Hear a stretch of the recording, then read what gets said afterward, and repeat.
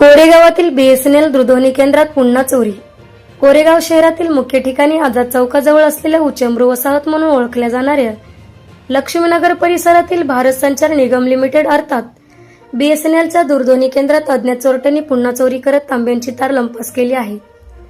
विशेष म्हणजे याच ठिकाणी यापूर्वी चोरीची घटना घडली होती।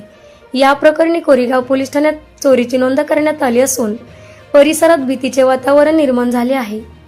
याबाबत दूरध्वनी केंद्रातील सुरक्षा रक्षक गणपत नाना चव्हाण यांनी कोरेगाव पोलीस ठाण्यात फिर्याद दिली आहे। फिर्यादीत नमूद केल्यानुसार मंगळवारी वीज पुरवठा खंडित झाल्यानंतर जनरेटर सुरू करण्यासाठी ते जनरेटर रूममध्ये गेले असता अज्ञात चोरट्यांनी तेथील तांब्याची तार चोरून नेल्याचे निदर्शनास आले। तसेच जनरेटरच्या इंजिनचे मोठ्या प्रमाणावर नुकसान करण्यात आले आहे।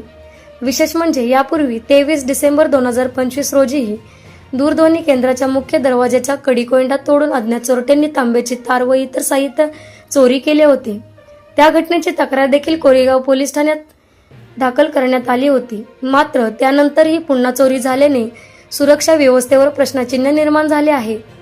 दूरध्वनी केंद्र चाहूबाजूनी संरक्षक भिंतीने सुरक्षित असतानाही चोरट्यांनी धाडसाने 2 वेळा चोरी केल्याने नागरिकांमध्ये चिंता व्यक्त होत आहे। अलीकडच्या काळात कोरेगाव शहरात चोरीच्या घटनांमध्ये वाढ झाली असून आता चोरट्यांनी केंद्र सरकारच्या कार्यालयांनाही लक्ष्य करण्यास सुरुवात केल्याचे दिसून येत आहे। वर्षानुवर्षे एकाच ठिकाणी बीट अंमलदार म्हणून काम करणाऱ्या पोलीस कर्मचाऱ्यांचे गुन्हेगारांना शोधण्याकडे लक्ष नसून पोलीस ठाण्यात बसूनच कारभार करण्याकडे त्यांचा कल असल्याने चोरट्यांचे चांगलेच फावले आहे। घटनेची माहिती मिळताच सहाय्यक पोलीस निरीक्षक नितीन केनेकर यांनी घटनास्थळी भेट देऊन पाहणी केली असता तपासाच्या अनुषंगाने संबंधित कर्मचाऱ्यांना आवश्यक सूचना देण्यात आल्या आहेत।